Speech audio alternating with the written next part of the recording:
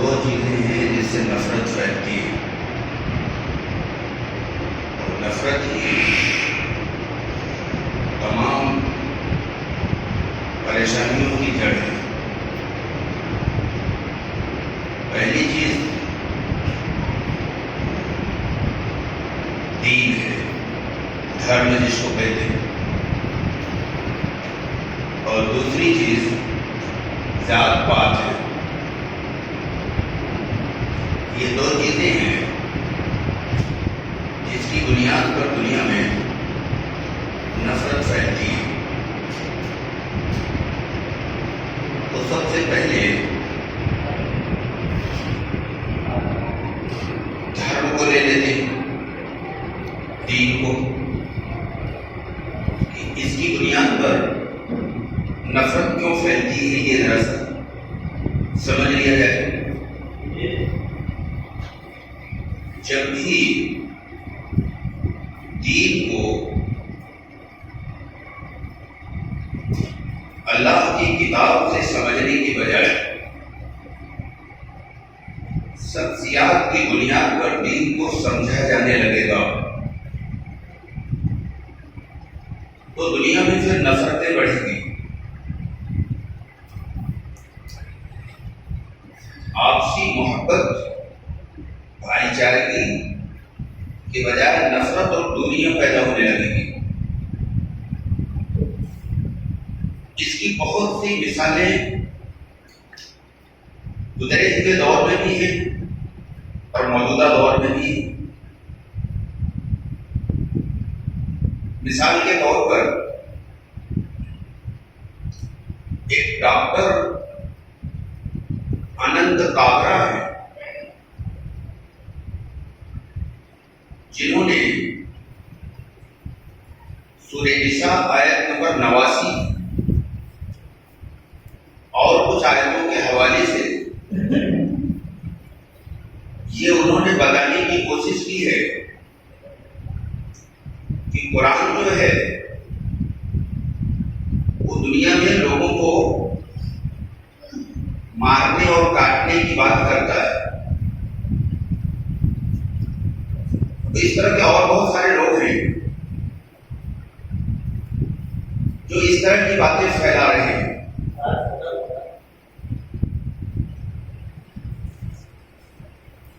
یہ جھوٹی باتیں ہیں، سچائی سے اس کا کوئی تعلق نہیں۔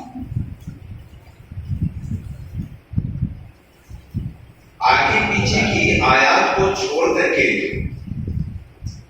بیچ کی آیت کا ترجمہ لے لینا اور اس کے کنٹیکٹ سے اس کو ہٹا کر کے اس کو لوگوں کے سامنے رکھنا، یہ تو تحریف ہے،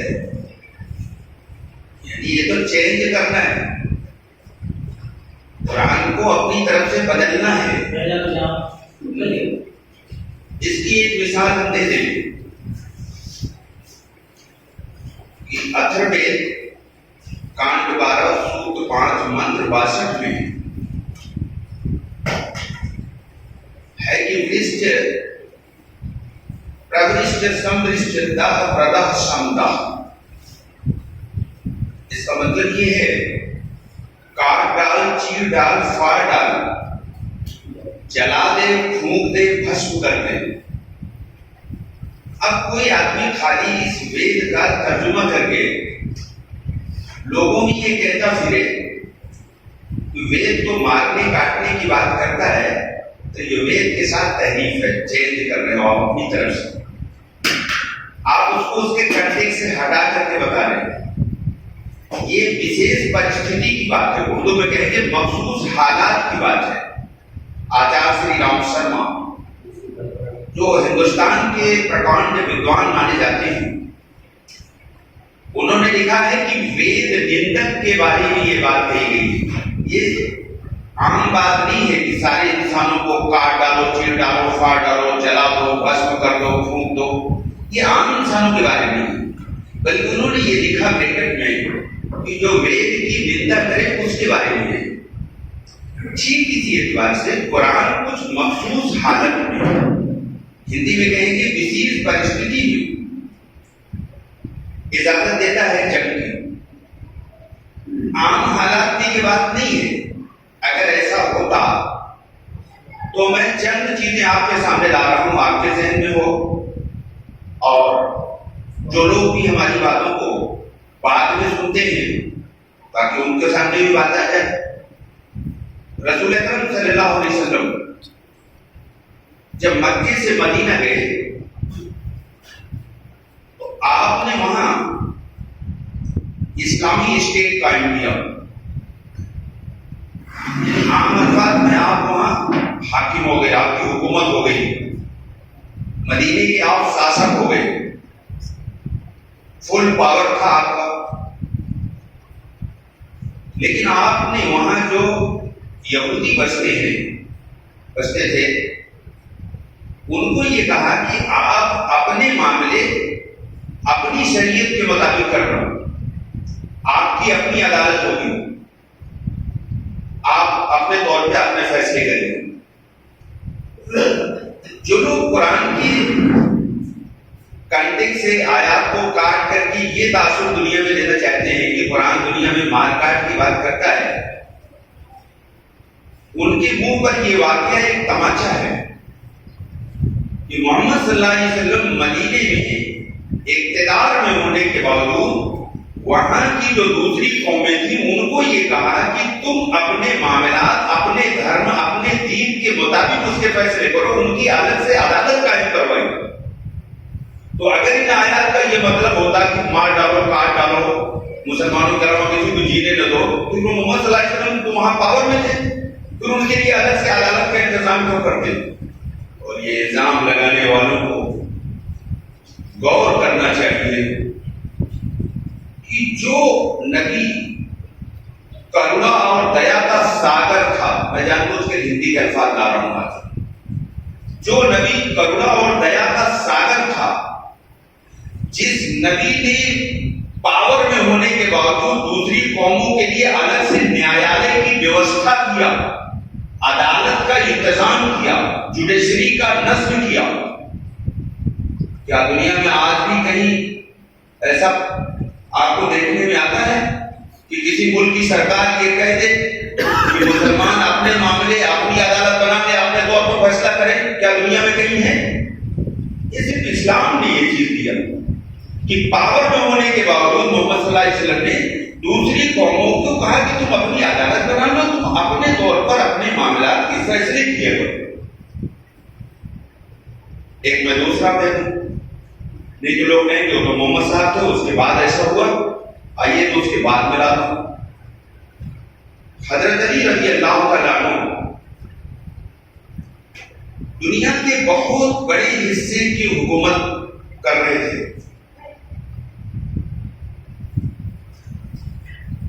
इनकी एक गिरफ्त हो गई थी। एक दिन कूफा के बाजार में ये जा रहे थे तो उन्होंने देखा वहां एक यहूदी जो है इनकी जीरा बेच रहा था। उन्होंने पहचान लिया कि मेरी ही जीरा है, तो उससे कहा कि ये जीरा तो हमारी है और चलो तुम काजी के पास। तो यहूदी काजी के पास आ गया। हजरत अली बादशाह थे, मैं दुनिया वालों को मालूम कर रहा हूं, और मुझे मालूम है अमीरुल मोमिनीन थे, खलीफतुल मुस्लिमीन थे। दुनिया की जमाने में बात कर रहा हूं तो बादशाह थे उस और बहुत बड़ी हुकूमत के मालिक थे।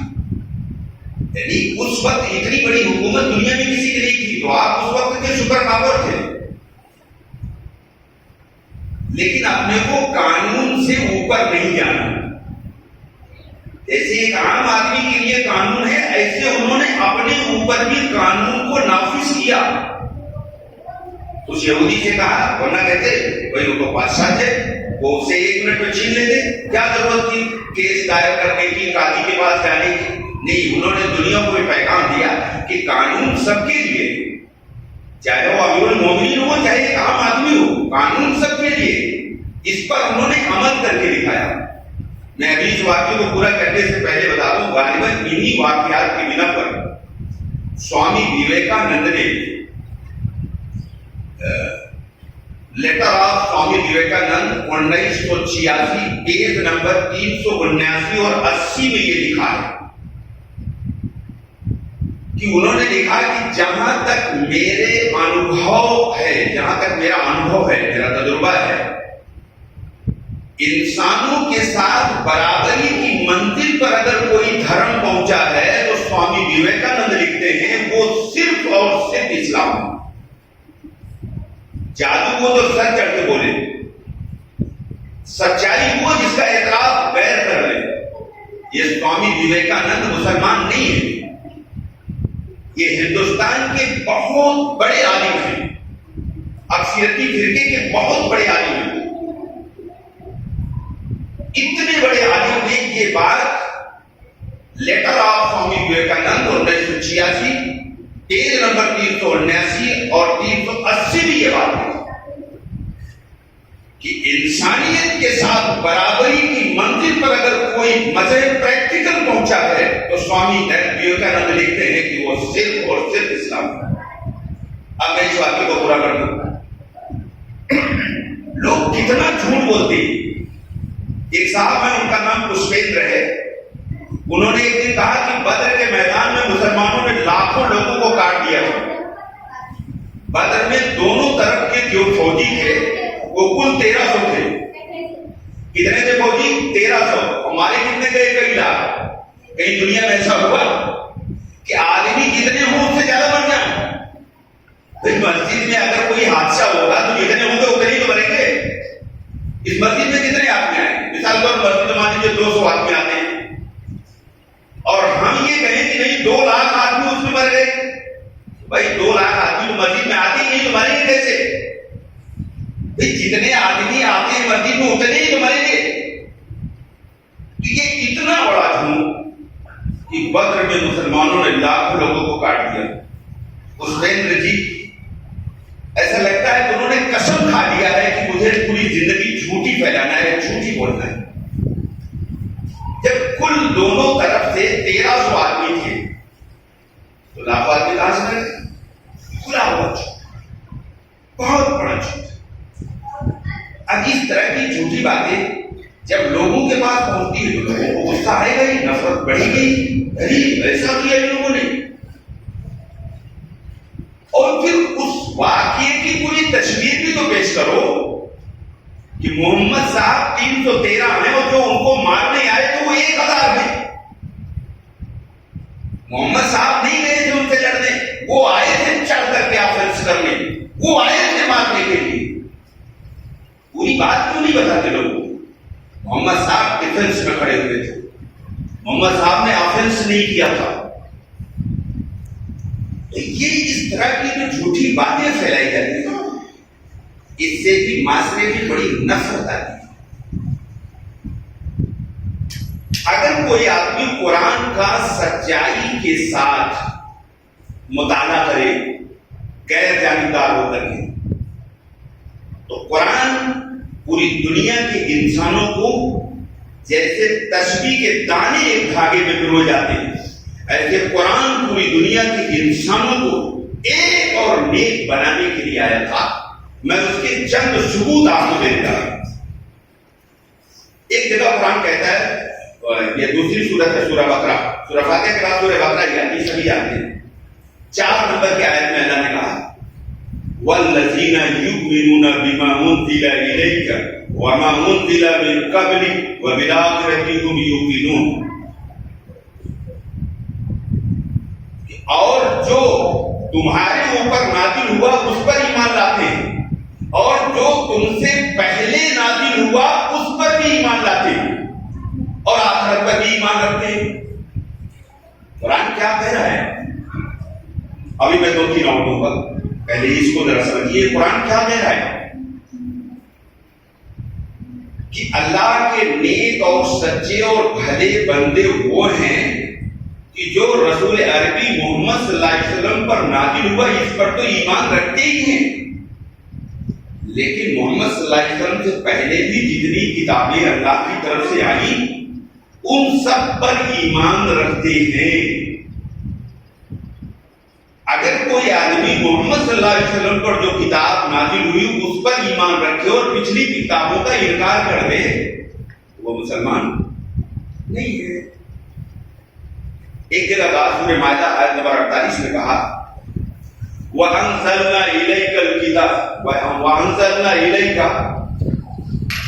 آیت ذہن سے نکل رہی، ترجمہ کرتے رہا ہوں،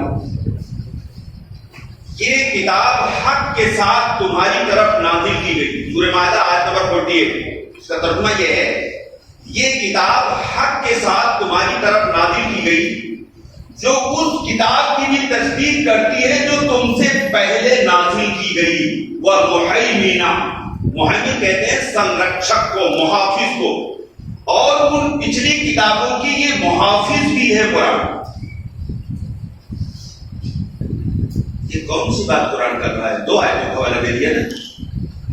سورہ بقرہ آیت نمبر 4 میں بھی اللہ نے کہا پچھلی کتابوں کی ایمان لاؤ، سورہ مائدہ آیت نمبر 48 میں بھی اللہ نے کہا پچھلی کتابوں کی ایمان لاؤ۔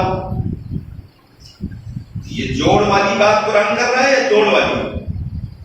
ارے ذرا بولے آپ لوگ، جوڑ والی بات ہے نا، یہ پوری دنیا کو جوڑنے کی بات قرآن کر رہا ہے نا۔ میں ایک تیسری آیت لا رہا ہوں، اس کے بعد بات واضح ہو جائے گی۔ سورہ 42 آیت نمبر 13 میں اللہ نے کہا سرا لکم من الدین ما وصى به نوح والذی اوحینا الیک وما وصینا به ابراہیم وموسیٰ وعیسیٰ ان اقیموا الدین ولا تفرقوا۔ اے محمد صلی اللہ علیہ وسلم، میں پہلے ہندی ترجمہ کر دوں کیونکہ یہ کسی اور کے لیے بیان ہو رہا ہے، وہ لوگ سنتے ہیں ہمارا بیان، مسلمان تو شاید اتنا نہیں سنتا جتنا وہ سنتے ہیں۔ اے محمد صلی اللہ علیہ وسلم، جو دین ہم نے تمہارے لیے نیوکت کیا یہی نوح پر بھی اوترت کیا تھا، جس کا اوترن آپ پر ہم نے کیا، اور یہی ابراہیم اور موسیٰ اور عیسیٰ کو بھی کہا تھا کہ اس دین کو استھاپت کرنا، پرسپر پھوٹ نہ ڈالنا۔ اردو ترجمہ کو لیجیے۔ اے محمد صلی اللہ علیہ وسلم، جو دین قائم کرنے کے لیے ہم نے آپ کو بھیجا، اسی کی وحی ہم نے نوح علیہ السلام کو کیا تھا، جس کی وحی آپ پر کر رہا ہوں، اور یہی حکم میں نے ابراہیم کو دیا، موسیٰ کو دیا، عیسیٰ کو دیا، اور ان سارے نبیوں کو میں نے کہا کہ اس دین کو قائم کرو، جو سارے نبی کا دین ہے اسی دین کو قائم کرو، ولا تفرقوا، پھوٹ نہ ڈالو، فرقوں میں نہ ڈالو۔ اب یہ ولا تفرقوا ایک ایسا جملہ ہے، اس پر اگر 10 منٹ بولا جائے تو کم ہے، لیکن میں ایک جملہ کہہ کے آگے نکلوں گا، مجھے کچھ دوسری باتیں لانی ہیں۔ یہاں قرآن کے اصول دے رہا ہے کہ جو سارے نبی کے یہاں مشترک بنیادیں ہیں، کامن ایک سے عقیدے، اس پر بات کرو گے تو کون جڑے گی؟ قرآن یہاں یہ اصول دے رہا ہے، اور آیتوں میں واضح طور پہ دیا ہے، یہاں میں استخراج کر رہا ہوں، ڈیڈیوس جس کو انگریزی میں کہتے ہیں۔ قرآن یہاں یہ اصول دے رہا ہے کہ جو چیز ہر نبی کے یہاں مشترک تھی، یعنی آدم کا محمد صلی اللہ علیہ وسلم، مثلا سارے نبی کا کلمہ ایک تھا، سارے نبی نماز پڑھتے تھے، سارے نبی روزہ رکھتے تھے، سارے نبی زکات دیتے تھے، سارے نبی حج کرتے تھے، یہی تو 5 بنیاد ہے، یہ سارے نبی کے یہاں مشترک تھا۔ اصل میں دین اور شریعت کا فرق بھی نہیں جانتے، خواص بات نہیں جانتے، اس لیے یہ بگاڑا ہے۔ تو دین تو ہر نبی کا ایک تھا، شریعت الگ تھی۔ مثلا چور کی سزا کسی نبی کے دور میں کچھ تھی، کسی نبی کے دور میں کچھ تھی، شراب کی سزا کسی نبی کے دور میں کچھ تھی، کسی نبی کے دور میں کچھ تھی، لیکن جو بنیادی دین ہے وہ سب کا ایک تھا، سارے نبی کا دین ایک تھا، آدم کا محمد سب کا دین ایک تھا۔ تو قرآن یہ کہتا ہے کہ مشترک بنیادوں پر بات کرو تو ساری دنیا آپ سے جڑ جائے گی، اور مشترک کامن چیزوں کو چھوڑ کر، جیسا کہ آج ہمارے اندر ایک بخار آیا ہے کہ ہم مشترک چیزوں پر تو کبھی بات بھول کے نہیں کرتے، جزیات پر پوری زندگی، جزیات پر پوری زندگی لگاتے ہیں۔ اس سے کیا ہوتا ہے؟ اس سے کوئی سدھرتا تو نہیں ہے، بلکہ انتشار، لڑائی، دوریاں، فرقہ بندیاں خوب بڑھ جاتی ہیں۔ قرآن نے کہا ولا تفرقوا، پھوٹ نہ ڈالو، مشترک بنیاد پر بات کر، یہ قرآن کہہ رہا ہے۔ جزیات میں بات کر کے قوم کو لڑاؤ نہیں، بلکہ مشترک بنیادوں پر بات کرو، اس سے پوری دنیا میں جوڑ پیدا ہوگا، اتحاد پیدا ہوگا۔ یہ قرآن ہمیں سکھا رہا ہے، پوری دنیا کے انسانوں کے اندر جوڑ پیدا ہو جائے، لوگوں کے اندر سے نفرت کا غبار نکل جائے، اس پر قرآن بات کر رہا ہے۔ یہی وجہ ہے کہ رسول اکرم صلی اللہ علیہ وسلم نے مشرکین مکہ کو جب دعوت دیا تو آپ نے یہ کہا کہ میں کوئی نیا دین لے کر نہیں آیا ہوں۔ جملے پر غور کریے، اللہ کے رسول نے فرمایا میں کوئی نیا دین لے کر نہیں آیا ہوں، میں تمہارے باپ ابراہیم کا ہی دین پیش کر رہا ہوں۔ کیونکہ مشرکین مکہ کہتے تھے ہم ابراہیم علیہ السلام کے پہلو ہیں، ہمارے نبی ابراہیم علیہ السلام ہے، اور بڑا فخر تھا ان کو کہ ہم ابراہیم علیہ السلام کے ماننے والے ہیں۔ تو محمد صلی اللہ علیہ وسلم نے کہا کہ میں کوئی نیا دین نہیں لایا ہوں، میں تمہارے باپ ابراہیم کا ہی دین تمہیں پیش کر رہا ہوں۔ آج ہمارے بات جاری لوگ کہتے ہیں وحدت ادیان، غالباً وحدت کے شاید معنی بھی نہیں جانتے، بس ایک جملہ رکھ رکھا ہے وحدت ادیان، بکواس سے کرتے ہیں۔ رسول اللہ صلی اللہ علیہ وسلم کو نہیں پتا تھا وحدت ادیان۔ جو آدمی یہ کہتا ہے کہ دین کہی ہے وہ سب سے بڑا جھوٹا ہے، وہ علم کے خلاف، نیچر کے خلاف، ہر چیز کے خلاف۔ دین ہمیشہ ایک تھا، آج بھی ایک ہے، قیامت تک ایک رہے۔ یہ تو لوگوں نے اپنی طرف سے کچھ چیزیں کر لیا۔ میں اس کی ایک مثال دینے جا رہا ہوں۔ جو پہلی آسمانی کتاب اس زمین پر آئی، اس کتاب میں، دنیا کی بہت پرانی کتاب ہے وہ، یہاں تو چند سال میں تبدیلی آ جاتی ہے، میں بھی اس کی پریکٹیکل مثال دوں گا۔ اس کتاب میں اتنا ہزاروں سال پرانی ہونے کے باوجود توحید اتنی واضح طور پر موجود ہے کہ قسم کھا کے کہتا ہوں اگر اس توحید کو اس قوم تک پہنچا دیا جائے جو ان کی کتابوں میں ہے، تو جتنے سلیم الفطرت ہیں اسی وقت اس کو قبول کر لیں۔ پہلی آسمانی کتاب توحید سے بھری پڑی۔ میں ابھی ایک موضوع پر بات کر رہا ہوں، ورنہ تو رسالت بھی وہاں موجود ہے۔ آخری نبی کا تذکرہ جتنا تفصیل ان کے یہاں دوسری جگہ نہیں ہے، تو توحید وہاں موجود ہے۔ بائبل میں بھی توحید موجود ہے۔ یہ تثلیث کا جھوٹا عقیدہ جو انہوں نے ملایا ہے، اس کے باوجود بائبل میں توحید بھری پڑی ہے، اور اگر اس کو نکال کر ان کے سامنے رکھ دیا جائے تو ان کی آوازیں بند ہو جاتی ہیں، ان کی حالت خراب ہو جاتی ہے۔ بائبل میں نماز بھی تھی تو پولس نے بعد میں نکالا، کہا اب نماز پڑھنے کی ضرورت نہیں ہے، تم خالی عیسیٰ پر عقیدہ رکھو جنت مل جائے گی، کسی نیکی کی ضرورت نہیں ہے۔ بعد میں اس نے منسوخ کیا۔ انہیں بائبل میں نماز بھی تھی، پہلی آسمانی کتاب کے یہاں بھی نماز ہے، بائبل میں بھی نماز ہے، ہر نبی نماز پڑھتی ہے۔ ضرورت اس بات کی ہے کہ وہ چیزیں لوگوں کے سامنے آنی چاہیے۔ تو میں یہ عرض کر رہا تھا کہ قرآن کی ان تمام چیزوں سے یہ بات واضح ہو جاتی ہے کہ قرآن دنیا کے تمام انسانوں کو جوڑنے کے لیے آیا تھا، قرآن پوری دنیا میں محبت پھیلانے آیا تھا، قرآن پوری دنیا میں امن قائم کرنے آیا تھا، قرآن نفرت کی دیواروں کو کھرچ کر پھینک دینے کے لیے آیا تھا۔ لیکن یہ نفرت میں نے شروع میں کہا تھا تبھی آتی ہے کہ جب لوگ اللہ کی کتاب سے رہنمائی لینا چھوڑ دیتے ہیں اور اپنی اپنی شخصیات سے رہنمائی لینا شروع کر دیتے ہیں، تب پھر گمراہی آتی ہے، نفرت آتی ہے، پھر گروپ بندیاں ہوتی ہیں، پھر مار پیٹ، تمام تباہی پوری دنیا میں پھیل جاتی ہے۔ اس کی ایک مثال دے دوں ابھی آپ کو، پریکٹیکل آج کی۔ ابھی تو ہم بائبل پہ بات کر رہے تھے، ابھی تو ہم وید پر بات کر رہے تھے، آگے ذرا اپنے یہاں بھی ذرا جاتے رہتے۔ شب برات کی رات میں کانپور میں ہمارے ایک ہمدرد محسن، میں کانپور جاتا ہوں انہیں کے یہاں ٹھہرتا ہوں، ان کا نام مبارک صاحب ہے۔ یہ وہاں کے سول کورٹ میں کلرک تھے، ریٹائر ہونے کے بعد وہ پوری زندگی دعوت کے کام میں وقف کر دیا۔ ہر مہینہ وہ اپنی پینشن میں سے 5,000 روپے کی کتابیں خریدتے ہیں اور مفت میں لوگوں میں بانٹتے ہیں۔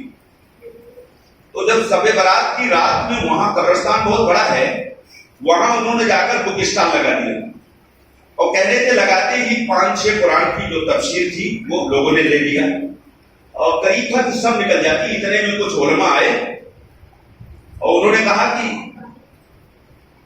یہ یہاں گمراہی پھیلا رہا ہے، اس کو مارو پکڑو۔ وہ کہہ رہے تھے کہ میں بھی سمجھا کہ آج میرا آخری وقت آ گیا، لیکن کہنے لگے کوئی 2-4 لوگ تھے جنہوں نے مجھ کو بچا لیا اور کتاب نہیں لانے دیا۔ کتاب کہنے لگے یہ گڈھا کھود کے سارے قرآن اسی میں دفن کر دو، کیونکہ یہ گمراہی کی بات ہے۔ یہ کون کر رہا ہے بھائی؟ اور بڑی مشکل سے یہ بچ کر وہاں سے آ گئے۔ مجھے کل معلوم ہوئی یہ بات، انہوں نے مجھے بتایا کل کہ میرے ساتھ یہ واقعہ ہوا۔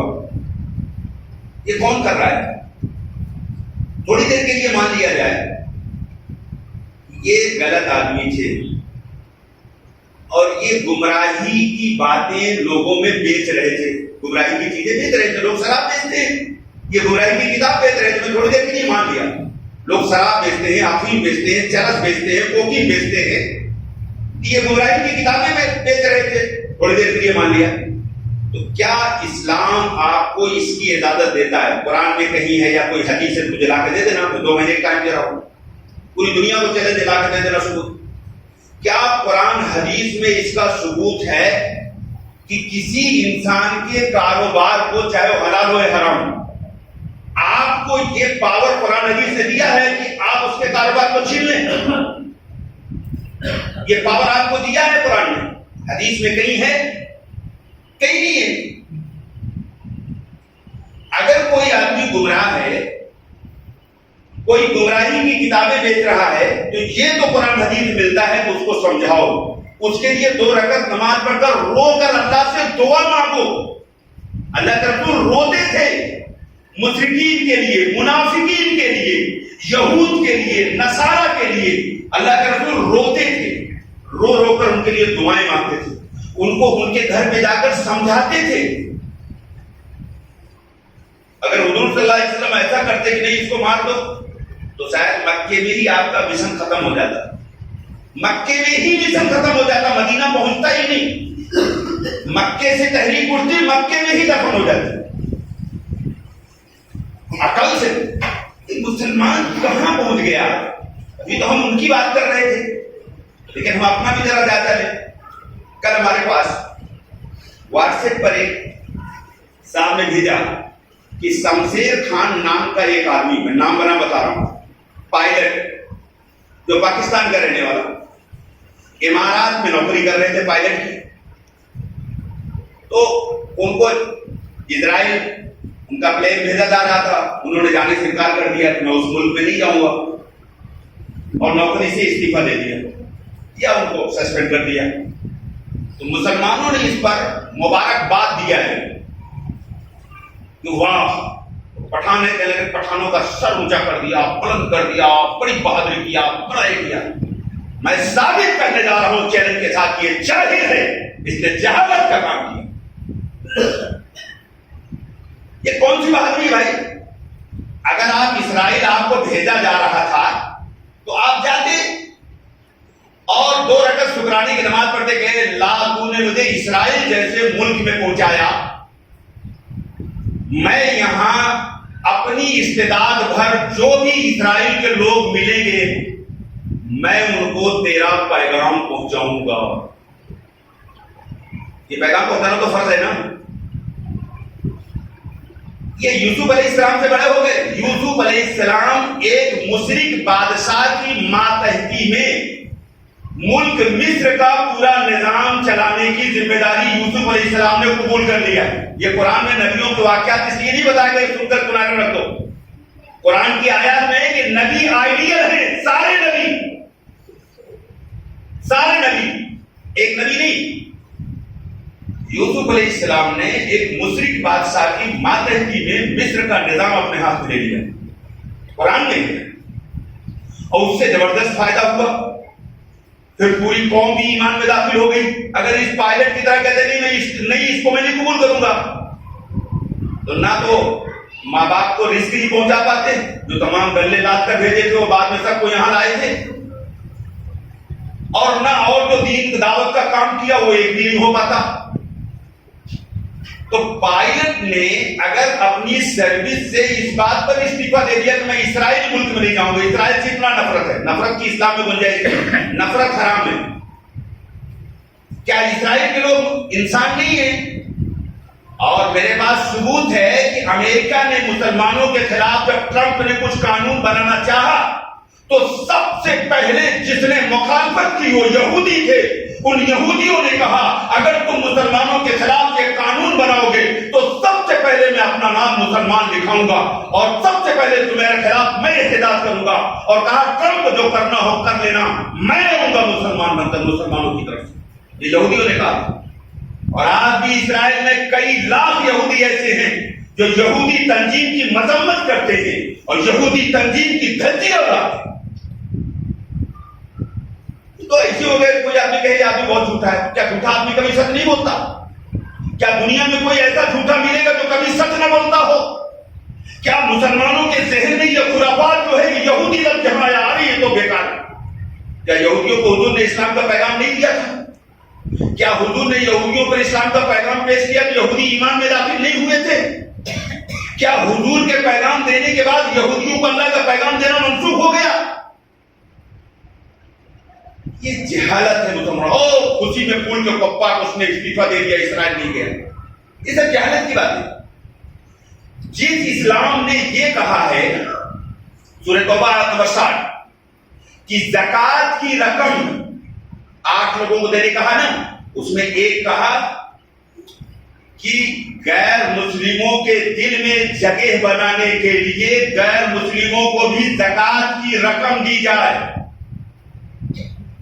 میں یہاں پر پشپیندر ڈاکٹر اننت کوٹھارے کو یہ پیغام دینا چاہتا ہوں. میری ویڈیو آپ کے پاس پہنچے گی مجھے معلوم ہے کہ آپ قرآن کی آیات کو اس کے کنٹیکسٹ سے ہٹا کر کے جو غلط باتیں پھیلا رہے ہو, اس کا جواب تمہارے پاس کیا ہے کہ قرآن تو غیر مسلموں کو زکات کی رقم دینے کا حکم دے رہا ہے تاکہ دلوں میں نرمی آوے, نفرت مٹے.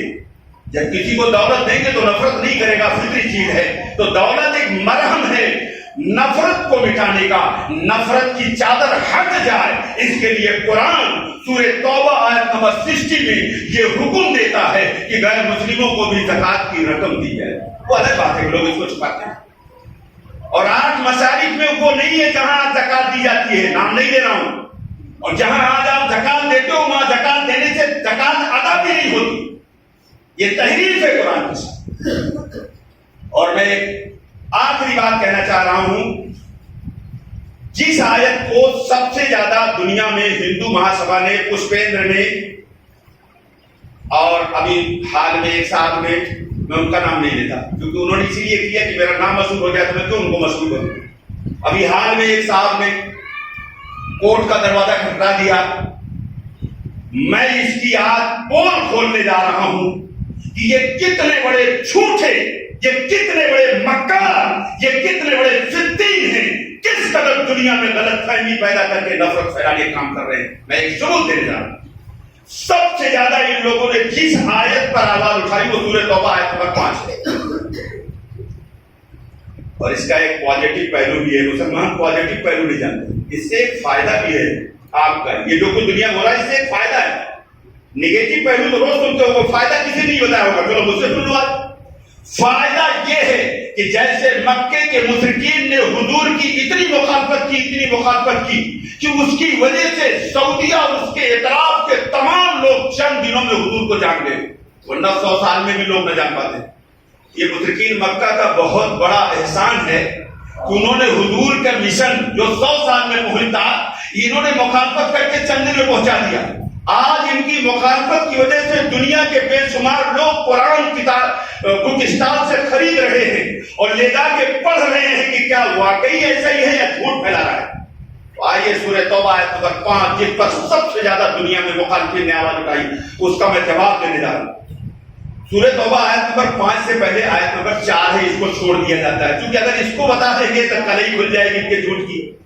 اور سورہ توبہ آیت نمبر 5 کے آگے آیت نمبر 6 ہے, اس کو بالکل چھوڑ دیا جاتا ہے کیونکہ اس کو بتائیں گے تب تو بالکل ننگے ہو جائیں گے. آیت نمبر 6 ذرا سے میں بتا دوں آپ کو. اور گھروں کی اس لیے بتا رہا ہوں, گھروں پہ جا کر تم قرآن کھول کے دیکھو. قرآن سمجھنے کے لیے نازل ہوا تھا, جھومنے کے لیے نہیں.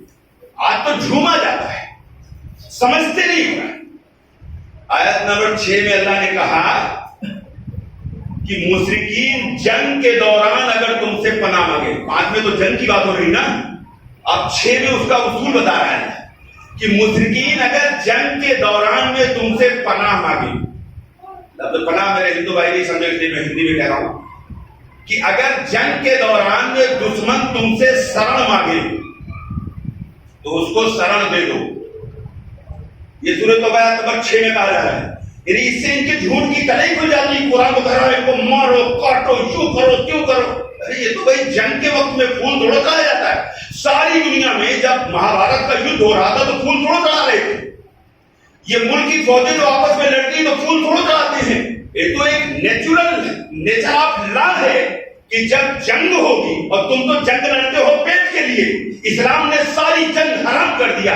اسلام صرف حق اور ناحق کی بات کرتا ہے. اس پر جنگ کی اجازت دیتا ہے، باقی کسی جنگ کی اجازت ہی نہیں اسلام میں. تم تو پیٹرول کے لیے اور دیگر تمام چیزوں کے لیے، ڈکٹیٹرشپ کے لیے جنگ کرتے ہو. ساری جنگیں اسلام نے حرام کر دی. تو قرآن نے کہا کہ جنگ کے دوران میں اگر ورودھی تم سے شرن مانگے تو اس کو شرن دے دو. یہاں تک کہ وہ اللہ کا کلام سن لے. کلام کو میں ایک دم آسان کرنے جا رہا ہوں، یعنی سچائی کو جان لے. سچی بات جس غلط فہمی اور کی وجہ سے اس کے اندر نفرت ہے، یہاں تک کہ نفرت نے اس کو جنگ کرنے پر مجبور کر دیا. اب جب تمہاری اس شرن میں آیا تو اس کو سچی باتیں بتاؤ تاکہ اس کی غلط فہمی دور ہو. اس کے بعد جو قرآن نے کہا اسی آیت میں، آیت نمبر 6 میں جو بات کہی، یہ دنیا میں کسی نے نہیں کیا. آج یونوں نے بھی یہ قانون نہیں بنایا جو قرآن نے اتنی بڑی انسانیت کی بات کی ہے کہ ساری دنیا میں زمین پر جب سے انسان آیا یہ بات دنیا میں کہیں نہیں ملتی اور آج بھی دنیا میں نہیں ہے. قرآن یہ کہتا ہے کہ اس کو سچائی بتانے کے بعد، اس کو اختیار میں مانے الگ بات ہے، سچائی بتانے کے بعد اس کو سرکشت اس کے گھر پہ پہنچا کے آؤ. یہ سورۃ توبہ نمبر 6 میں لکھا ہے.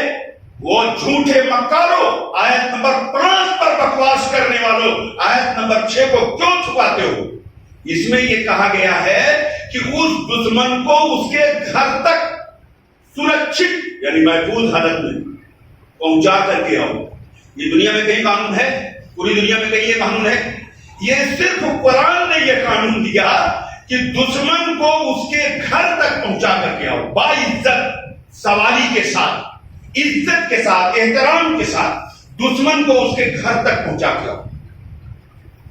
اتنا عظیم قرآن ان آگے پیچھے کی آیتوں کو چھوڑ کر بیچ کی آیت کو لے کر کے قوم کو گمراہ کرنا، مس گائیڈ کرنا، یہ نفرت پھیلانے کا ایک ہتھیار ہے. لیکن یاد رکھنا یہ نفرت تب تک چلتی ہے جب تک سچ پریکٹیکل لوگوں کے سامنے نہیں آتا. اسی لیے تو دعوت اللہ نے فرض قرار دیا کہ آپ لوگوں کی غلط فہمی دور کرو، لوگوں کے پاس جاؤ، ان کو سچائی بتاؤ کہ بھائی ایسا نہیں ایسا ہے. آپ کو معلوم ہونا چاہیے کہ یہ جو جھوٹی باتیں پھیلائی جاتی ہیں ان میں سے 2-3 بتا دو. وقت میرا پورا ہو گیا، مجھے یاد بھی نہیں رہا. یہ مضمون ابھی مجھ سے 20 منٹ اور چاہ رہا، میں 1-2 منٹ اور لیتا ہوں آپ کو. آج بہت ساری غلط فہمیاں تو آپ کی پھیلائی جاتی ہیں. اس میں سے ایک بیف کا میٹر ہے. آپ جانتے ہو پوری دنیا میں بیف کا جو دنیا میں جو نریات ہوتا ہے، یعنی امپورٹ جس کو کہتے ہیں، یہ جانتے ہو 1 نمبر پہ کون ہے؟ پوری دنیا میں 1 نمبر پر بیف کا سپلائر دوسری کنٹریوں میں کون ہے جانتے ہو؟ ہندوستان ہے. اور یہ بیف کو جو سپلائی دیتے ہیں ان میں ایک بھی مسلمان نہیں. انہوں نے عربی نام رکھے ہیں اور یہ سب ہندوؤں کی فیکٹریاں ہیں، جینیوں اور پنڈتوں کی. اور ایک بات اور آپ کو بتا دوں، یہ بہت تفصیل طلب عنوان ہے کہ آپ کو معلوم ہونا چاہیے کہ حاجی ملک جو ہماری درگاہ ہے وہاں ہزاروں کی بھیڑ روز ہوتی ہے. کلیان میں ہے، پہاڑی کو اونچائی. اس کا جو ڈائریکٹر ہے یعنی سب سے بڑا مجاہد، جانتے ہو اس کا کیا نام ہے؟ اس کا نام ہے پنڈت وشنو کیتکر. نوٹ کر لو نام. اگر میں اس طرح کا پول کھولوں تو کئی گھنٹے لگ جائیں گے، ابھی بہت ہے میرے پاس، لیکن مجھے احساس نہ رہا کہ وقت پورا ہو گیا، تھوڑا جلدی ملاتا، بہت ساری چیزیں رہ گئی. یہ پنڈت وشنو کیتکر حاجی ملک کا سب سے بڑا مجاور ہے. یعنی ساری دولت جو کئی لاکھ روز جمع ہوتی ہے یہ پنڈت وشنو کیتکر کے جیب میں جاتی ہے.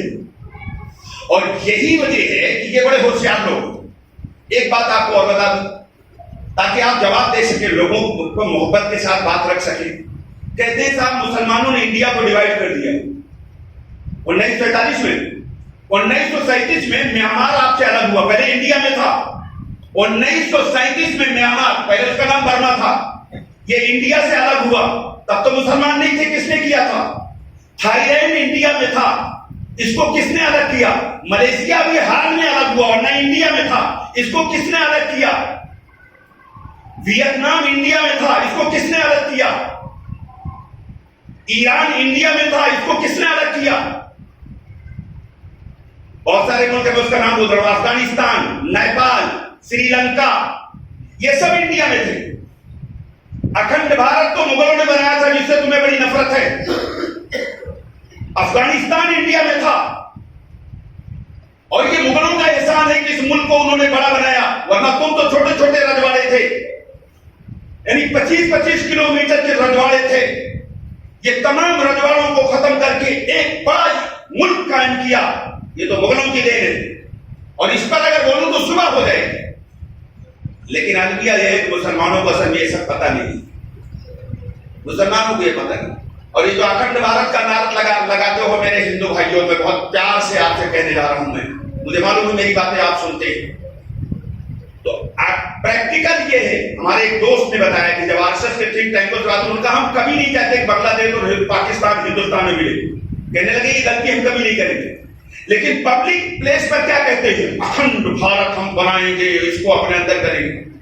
ان کو آپ ایک آدھ ارب دیجیے تو بھی اس کو نہیں ملائیں گے اپنے اندر. یہ چاہتے ہی نہیں. یہ زبان سے اس لیے کہتے ہیں, جانتے ہیں مسلمان ان پڑھ ہے, جذباتی ہے, اسے سن کر کے وہ اول پڑے گا, وہی ان کی مراد آپ پوری کر دیتے ہیں. اس کی تفصیلات اگر نہ سمجھ میں آئی ہو تو آپ جمعے کے بیان کے بعد آپ بیٹھیے, نماز پڑھنے کے بعد میں اس کو تفصیل سے بتا دوں گا.